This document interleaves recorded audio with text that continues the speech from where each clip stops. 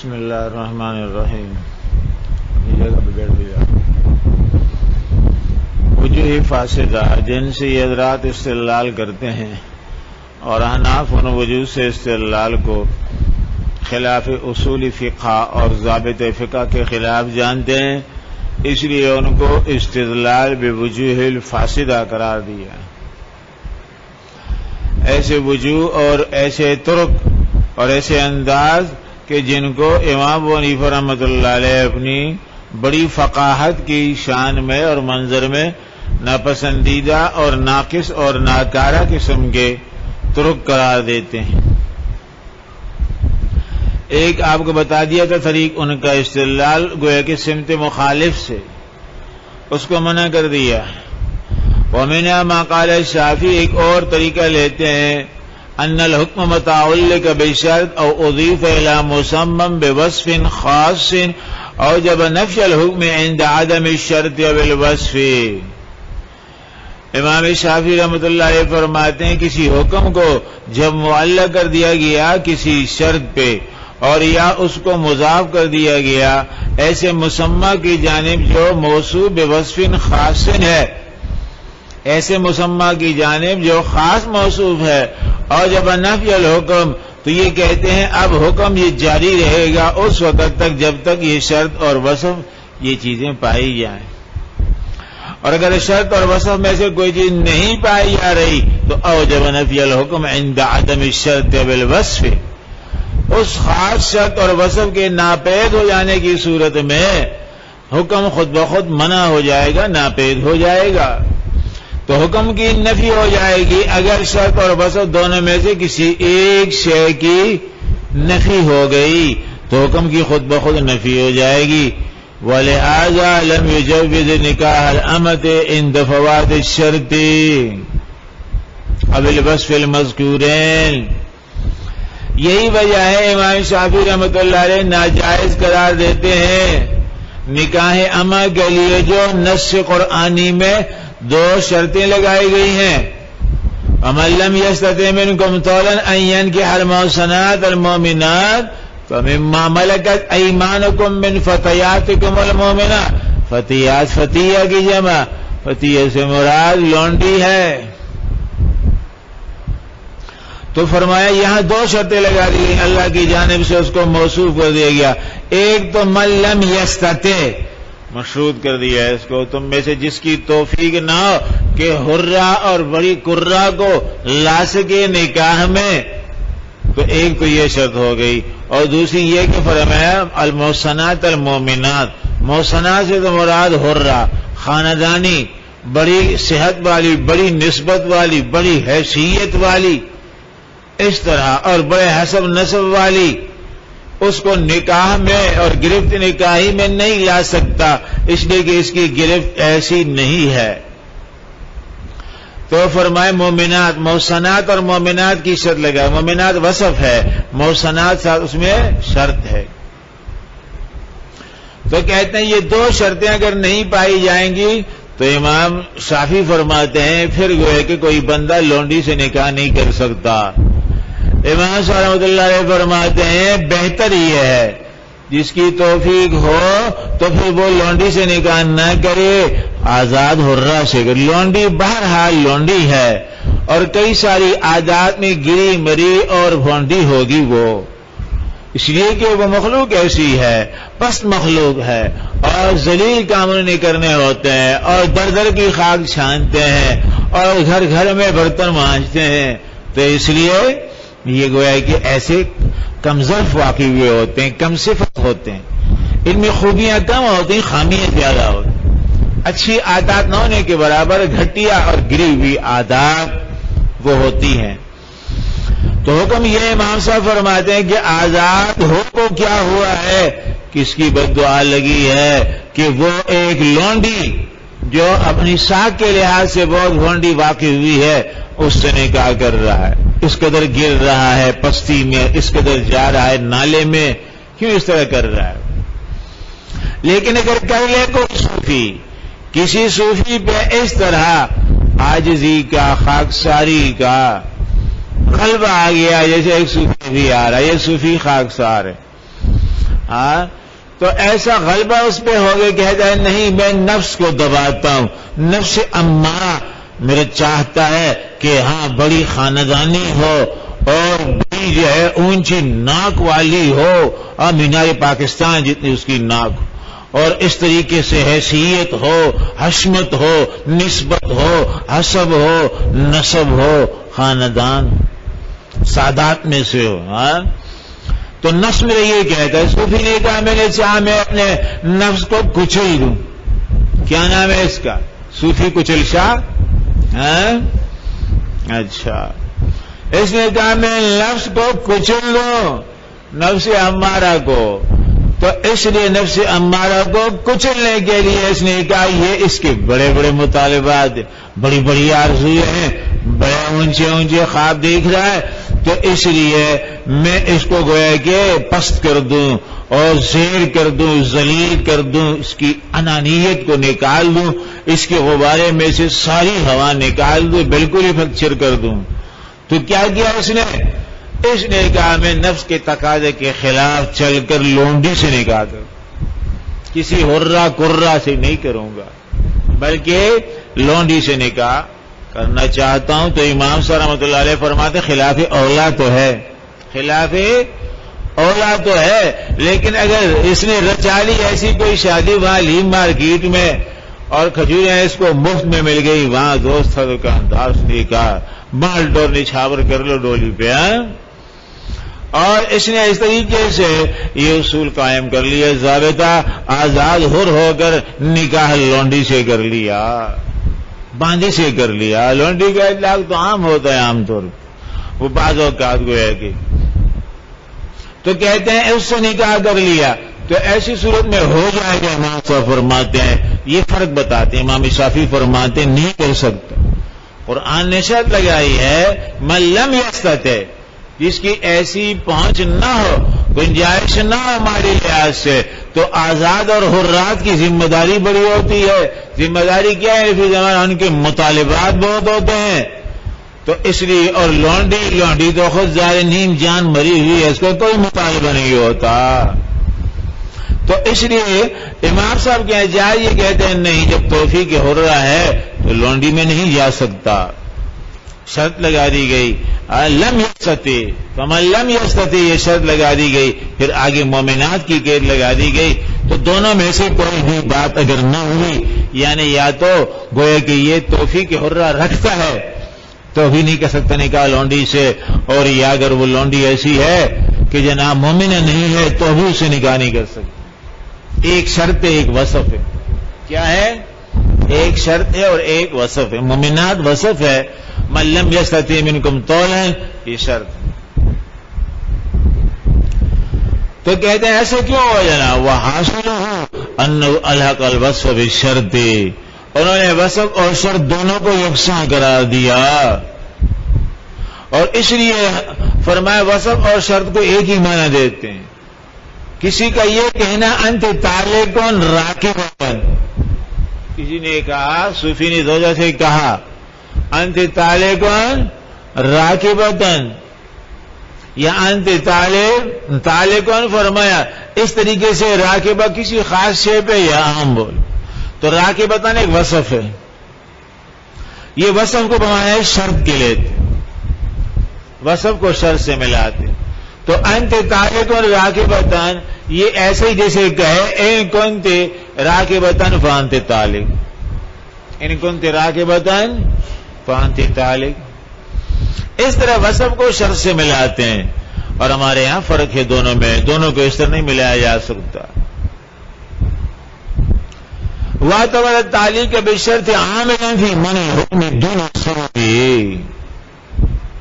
فرماتے ہیں یہ وصف کو شرط کو ملا کر دونوں کو، پھر واعتبر تعلیق بالشرط.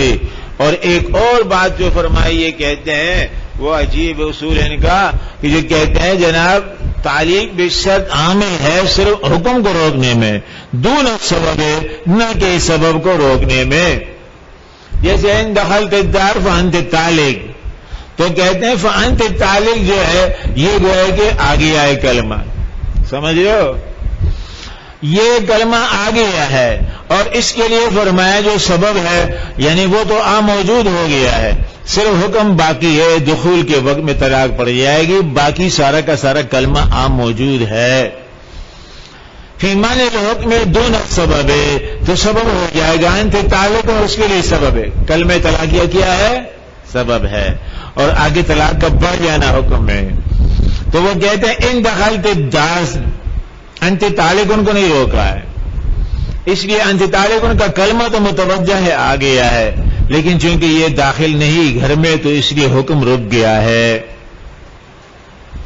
ہم کہتے ہیں امام صاحب فرماتے کہ نہیں، بلکہ شرط جو روکنے والی ہوتی ہے سبب اور حکم دونوں کو۔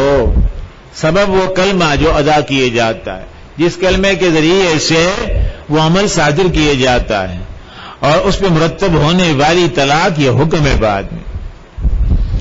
تو ان کے ہاں یہ فیصلہ فرماتے ہیں اپنے طور پہ کہ جناب اس طرح شرطیہ کلمات یہ سبب سے معنی نہیں ہوتے، سو حتمی حکم کے آنے سے معنی ہو۔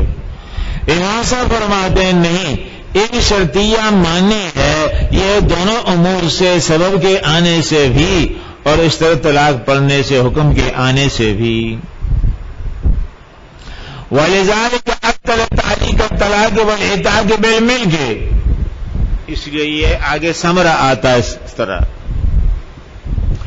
ثمرہ یہ آئے گا، احناف فرماتے ہیں کسی نے اگر کہا کسی عورت سے جو ابھی تک اس کے نکاح میں نہیں آئی، اس سے کہا ان ملکتک فانت طالق، غلام کو دیکھا وہ شرارت کر رہا تھا تو اس نے کہا ان ملکتک فانت کذا فانت موتک فانت حر، یوں کہا۔ امام صاحب فرماتے ہیں ٹھیک ہے جناب، اب یہ بات معلق رہے گی، یہ کیا ہوگی؟ معلق رہے گی، جب تک کہ یہ مالک نہیں بنا ہے غلام کا، جب تک کہ یہ داخل نہیں بھی اس میں مالک نہیں بنا ہے عورت کا، تو نکاح کے ذریعے تو ابھی طلاق واقع نہیں ہوگی، اور اس طرح غلام کا مالک نہیں بنا ہے تو اس وقت تک وہ آزاد نہیں ہوگا۔ تو یہ دونوں کلمے رکھے ہوئے امام صاحب کے۔ یہ کہتے ہیں نہیں جناب، یہ جو فرمایا گیا ان دخلت ان ملکتو کے یا ان نکاحتو کے فانت طالق، تو یہ کہتے ہیں انت طالق والا کلمہ جس سے طلاق دی جاتی ہے سبب ہے، وہ آ کے موجود ہو گیا ہے، وہ آ کے موجود ہو گیا، انت طالق محل نہیں ہے تو ضائع گیا، ہوائی فائرنگ ہوئی۔ اس طرح غلام سے کہا ان ملکتو کا فانت حر، تو انت حر کا کلمہ اس شرط میں نہیں ہوگا، وہ آ گیا، انت حر کا کلمہ آ گیا اس ٹاپو کو آزاد کرنے کے لیے، لیکن ظاہر اس کا مالک نہیں بنا ہے تو کیوں کر آزاد کر سکے گا؟ دوسروں کے غلام کو آزاد کرتا ہے، تو اس لیے یہ کلمہ بھی ورطہ بکواس میں چلا گیا، فضول چلا گیا، نہ ابھی یہ آزاد اور نہ کبھی بعد میں آزاد نہیں ہوگا، اور نہ طلاق پڑے گی۔ ہمارے یہاں چونکہ معنی ہے کلمہ شرطیہ سبب سے بھی حکم سے دونوں سے، تو اس لیے فرماتے ہیں یہ کلمات رکے رہیں گے۔ انت طالق کا کلمہ بھی رکا رہے گا ملکیت کے انتظار میں، نکاحی ملکیت کے انتظار میں، اور جب یہ ملکیت میں نکاح میں لے آئے گا اب کلمہ متوجہ ہو گیا انت طالق، اب موقع اور محل سازگار، تو اس لیے وہ مؤثر اور اس پہ طلاق مترتب ہو گئی۔ اسی طرح ان ملکتوں کا یہ کلمہ رکا ہوا تھا شرط کی بنا پہ، اور جب یہ اس کا مالک ہو گیا 5 سال بعد اس کو خرید لیا تو یہ کلمہ متوجہ ہو گیا، مرا ہوا نہیں تھا، رکا ہوا تھا، ان کے یہاں آ گیا اور ضائع چلا گیا۔ ہمارا رکا ہوا ہے، جب ملکیت آ گئی پھر یہ کلمہ متوجہ ہو گیا اور اس کو آزاد کروا دیا، یہ فرق اتنا۔ وجوز التکفیر بالمال قبل الحنس، اس طریقے سے الفرق بین الواجب المالی والبدنی عنوان قائم کیا انہوں نے۔ اسی طرح یہ فرماتے ہیں تکفیر بالمال قبل الحنس، یعنی کفارہ اگر یمین کا ہے، یمین میں حانس ہونے سے پہلے کوئی کفارہ دینا چاہتے، ہمارے حنس سے پہلے کسی نے کفارہ دیا بیکار گیا، پہلے حانس ہو تو قرآن کریم میں جو سزا رکھی ہے وہ حنس کے بعد رکھی، تو پہلے حانس ہوگا اس کے بعد جو کفارہ یمین دے گا تو واقع ہو، کفارہ پہلے دے دیا بعد میں حانس ہو رہا وہ تو عام صدقہ ہو گیا، اور ہنس کی جو سزا ہے کفارے کی صورت میں وہ دوبارہ اس پہ آئے. یہ کہتے ہیں وہ جب تکفیر بالمال قبل الحنس سے. اسی طرح کفارہ قبل الحنس بھی یہ دینے کے قائل ہیں، لیکن کون سا کفارہ؟ مالی کفارہ. ہمارا کوئی کفارہ بھی نہیں دے سکتے، ہنس سے پہلے کوئی کفارہ نہیں دے سکتے ہو، نہ مالی نہ بدنی. یاد رکھو بدنی کیا ہے، یمین میں بدنی کفارہ کیا ہے؟ ہاں وصیام ثلاثۃ ایام. یہ بھی کوئی مشکل بات ہے، سوچنا پڑے گا 3 گھنٹے اس کے لیے. تو یہ کفارہ بدنی ہے. اور اس سے قبل کیا فرمایا؟ فإطعام 10 مساکین او کسوتہم، 10 مسکینوں کو کھانا کھلانا اور یا کپڑے دینا، یہ مالی میں سے.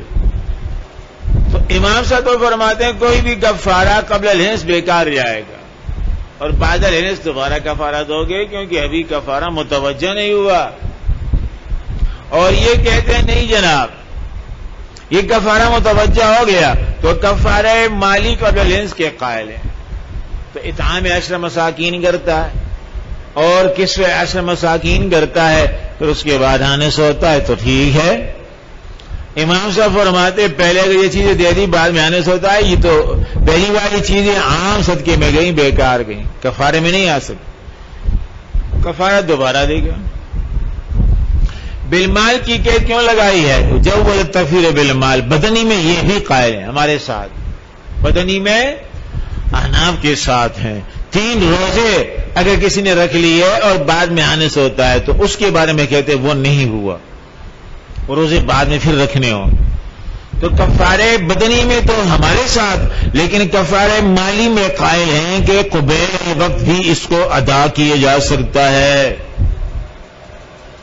اور کیوں یاد کرا دیا؟ لأن الوجوب حاصل بالسبب علی اصلہ، جناب وجوب تو آ چکا ہے اس لیے کہ سبب موجود ہے، یہاں پہ سبب وجوب موجود ہے، اور وہ گوئے کہ حنس بن جانا ہے، اس کا قسم کھا لینا علی اصلہ. جب قسم کھا لی اس نے سبب موجود ہو گیا. حاصل بالسبب علی اصلہ ووجوب ادا متراخن عنہ الشرط، اور وجوب ادا جو ہے قدر متاخر ہے اس لیے کہ وہ شرط نہیں پائی گئی. شرط کیا ہے اس کے لیے؟ کفارے کے لیے شرط کیا ہے؟ کیا شرط ہے اس کے مولوی جی؟ حانس ہو جانا یمین میں، یہ اس کے لیے شرط ہے. حانس ہوگا تو پھر اس کے بعد اس پہ کفارہ آئے گا. تو والمالی تو کہتے ہیں حاصل بسبب، سبب موجود ہے یعنی یمین موجود ہے تو اس لیے اب کفارہ آ سکتا. اور وجوب الاداء متاخر عنہ بشرط والمالی یحتمل الفصل بین وجوبی و وجوب ادائی. اور مالیات میں اس طرح ہو سکتا ہے، مالیات میں اس طرح ہو سکتا ہے. کسی سے آپ کوئی چیز لے لیتے ہیں اور کتاب لے لی آپ نے، 2000 کی کتابیں لے لی اور آپ کہتے ہیں جناب میں دے دوں گا آپ کو بقرعید کے بعد، 1 مہینہ بعد دوں گا. تو یہ نفس وجوب اور وجوب ادا میں فاصلہ آ گیا ہے نہیں؟ آج آپ خرید رہے تو وجوب ہو گیا، نفس وجوب ہو گیا. وجوب ادا کب ہے؟ جو تاریخ آپ نے دی ہے کہ جناب اگلے مہینے کی 30 تاریخ کو دوں، تو اس دن وجوب ادا ہو جائے. مالی میں ایسا ممکن ہے تو امام شافعی اس لیے فرماتے ہیں ایسا ہو سکتا ہے سبب آ جاوے اور حکم نہ ہو، اور اس طرح پھر حکم بیکار چلا جائے. وَأَمَّا بَدَنِي فَلَا يَحْتَمِلُ الْفَصْلَ، ہاں بدنی میں کہتے ہیں ہم ہی قائل ہیں، یہ کہتے ہیں امام شافعی کہتے ہیں بدنی میں سب یہ قائل ہے کہ جناب وہاں نفس وجوب اور وجوب ادا میں فاصلہ نہیں ہوتا. جب فاصلہ نہیں ہوتا تو اس لیے پھر وہاں اس طرح تقدم تاخر نہیں کر سکتے. وہاں اس کے بعد ہی روزے رکھنے ہوں گے، پہلے کے رکھے ہوئے روزے وہ بیکار چلے جائیں گے، اس معنی میں کہ کفارے میں نہیں آ سکتے. فَلَمَّا تَأَخَّرَ الْأَدَاءُ لَمْ يَبْقَ الْوُجُوبُ، اور جب ادا کو مؤخر کر دیا گیا تو لم يبق الوجوب. سمجھ رہے ہو بات کو؟ جب ادا کو آپ نے مؤخر کر دیا تو کہتے وجوب رہا ہی نہیں، کیونکہ ظاہر وہ کلمہ متوجہ ہو گیا تھا اس سے پہلے میں، اور اس وقت گویا کہ حیثیت اور ملکیت نہیں تھی، تو کہتے ایسی صورت میں بیکار، وجوب رہا ہی نہیں۔ وَإِنَّا نَقُولُ بِأَنَّ أَقْصَى دَرَجَاتِ الْوَصْفِ إِذَا كَانَ مُوَصِّلًا يَكُونُ عِلَّةً لِلْحُكْمِ، ہم کہتے ہیں جناب دیکھو آپ نے وصف کو بمنزلِ شرط کے قرار دیا، ہم اس بات کو نہیں مانتے، ہم اس بات کو نہیں مانتے فرمایا، اور اس کی تائید نہیں کرتے۔ اور اس طرح ہم کہتے ہیں کہ وصف کی کئی حالتیں ہیں، کبھی یہ اتفاقی طور پہ بھی آتا ہے اور کبھی یہ اشتراطی طور پہ بھی۔ سب سے اس کی اعلیٰ والی، اچھی والی، اونچی والی ہیئت اور حالت یہ ہوتی ہے کہ جب اس کو بطور علت کے لایا جائے، بطور علت کے لایا جائے تو یہ اس کی سب سے اعلیٰ والی حیثیت ہوتی ہے اور مقام ہوتا ہے۔ وَإِنَّا نَقُولُ بِأَنَّ أَقْصَى دَرَجَاتِ الْوَصْفِ، وصف کا سب سے عالی تر درجہ اذا كان مؤثرا، جب یہ مؤثر ہو، ان يكون علة، تاثیر، کبھی تو اس کی تاثیر ہی نہیں ہوتی وصف اتفاقی کے طور پہ، اور اگر مؤثر مان کر پھر اس کو درجہ دیتے ہو تو سب سے بڑا اور سب سے اعلیٰ درجہ اس کا یہ ہوتا ہے کہ اس کو علت مان لو، جسے کما فی قولی تعالی،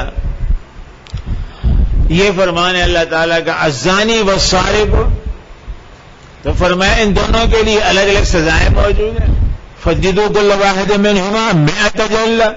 سارق کے بارے میں کیا فرمایا؟ فاقطعوا ایدیہما، قطعیت کر لو ان کی۔ ولا اثر للعلة في النفي بلا خلاف، ولا اثر للعلة في النفي بلا خلاف، فرماتے ہیں سب سے بڑی چیز جو ہے یہ وصفیت میں سب سے بڑا مقام وہ یہ کہ علت ہو، اور فرماتے ہیں علت کے ہونے کے باوجود ولا اثر للعلة في النفي، اگر علت کا انتفاع ہو جائے تب بھی حکم منتفی نہیں ہوتا، تب بھی حکم منتفی نہیں ہوتا، بلا خلاف ہے، اس میں کسی کا خلاف نہیں ہے۔ فرمائے کہ جناب علیت کی نفی سے اس طریقے سے وہ حکم نفی نہیں ہوتا۔ تو یہ کیسے آپ کہتے ہیں جناب کہ وصف کو ہم بمعنی شرط کے لیتے ہیں، جبکہ وصف کا سب سے اعلیٰ درجہ جو ہے وہ ہے گویا کہ علیت کا، اور علیت کی عدم موجودگی میں بھی یہ نہیں کہا جا سکتا کہ جناب حکم منتفی ہو گیا۔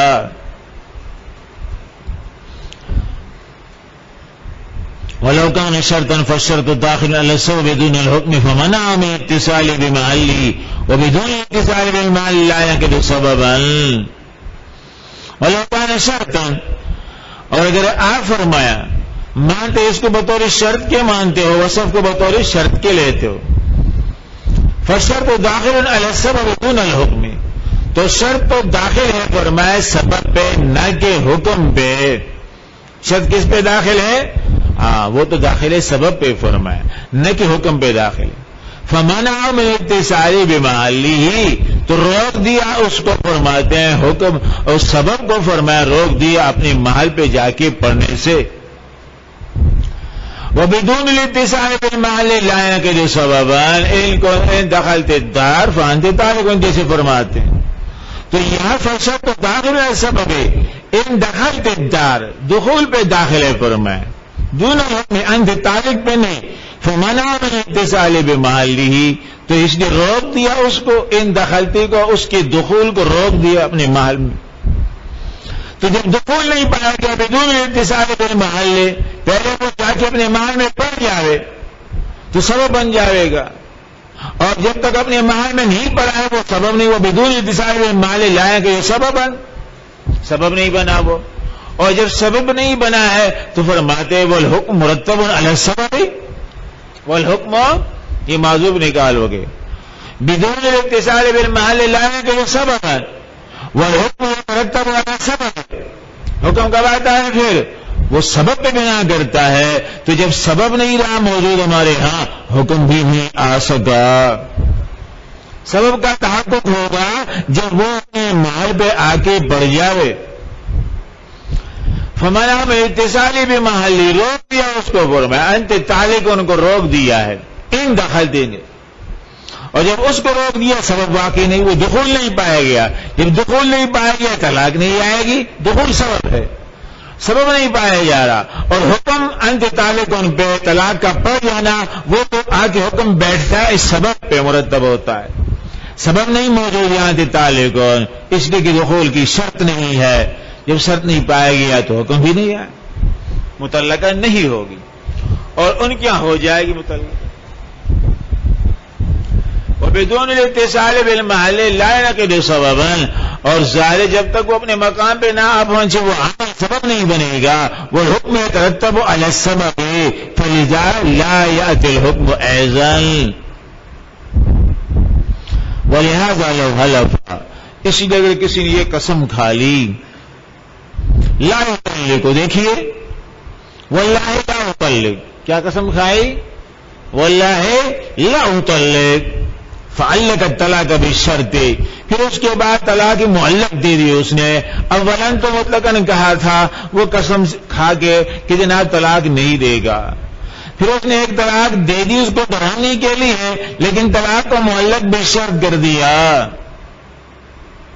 تو طلاق کو معلق بالشرط کریے، ان کلمت فلانا فانت طالق، ان کلمت فلانا فانت طالق فعلق الطلاق بالشرط لا يحنس ما لم يجد الشرط. واللہ لا يطلق قسم کھائی تھی، پھر بعد میں بولا ان کلمت فلانا صوفیا فانت طالق. تو ایسی صورت میں فرماتے ہیں جب تک یہ شرط نہیں پائی جائے گی تو اس وقت تک احانت نہیں ہوگا. اگر اس نے کہا تھا واللہ لا اطلق، جب تک اس کا کلام معصوفی نہیں پایا جائے گا تو لا احانت ما لم یجد الشرط. یہ اس لیے کہ فرمایا ایسی صورت میں ہمارے ہاں یہ دونوں سے مانے، سبب سے بھی مانے ہے، حکم سے بھی مانے. ان کلمت فلانا فانت طالق، ان کلمت شرط ہے، فانت طالق یہ طلاق کا پڑ جانا، یہ سبب ہے. کون سا کلمہ ہے؟ یہ کلمہ سبب ہی ہے. اور شرط کی موجود ہونے کی صورت میں پھر اس پہ حکم مرتب ہوگا اور وہ اس کا متعلقہ ہو جانا ہے، اس کا متعلقہ بن جانا ہے. تو وہ پھر فرمایا اس پہ مرتب ہے. تو ہمارے یہاں شرط نے روک دیا سبب کو، ان کے طالق ان کو، ان دخلتی نے، تو اس کا متعلقہ ہو جانا وہ اس پہ لاگو نہیں ہو سکتا کسی صورت میں جب تک یہ شرط نہ پائی جاوے.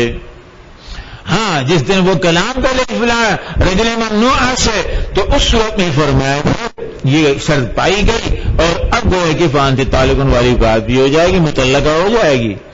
ان کے یہاں فرمایا کیونکہ سبب سے مانے نہیں تو اس لیے انت طالق ان کا کلمہ وہ فرماتے ہیں متوجہ ہے. کیا ہے؟ متوجہ ہے. اور متوجہ ہو جانے کے بعد جب وہ موقع محل نہیں پایا گیا تو اس لیے ایسی صورت میں فرماتے ہیں بیکار، اور موقع محل موجود ہے انت طالق تو اس لیے پڑ جائے گی. وَهَذَا بِخِلَافِ خِيَارِ الشَّرْطِ فِي الْبَيْعِ. پھر اس پہ یہ اشکال ہوتا ہے، سوال کرتے ہیں اس کا جواب دیتے ہیں کہ جناب آپ کہتے ہیں خیاری شرط، تو خیاری شرط میں تو مانے ہوتا ہے خیار، خیاری شرط میں مانے ہوتا ہے حکم سے بھی اور سبب سے بھی، تمام چیزوں سے مانے ہوتا ہے فرمایا. تو اس کا پھر آگے جواب دیتے ہیں. یہ اصولی بحث ہے، قدر دقیق، اس کو سمجھ لو، دہراؤ بار بار، اور جب بار بار دیکھو گے اس کو، مطالعہ کرو گے یا تکرار کرو گے تو پھر سمجھ میں آ جائے گا. شروع میں مشکل لگتا ہے.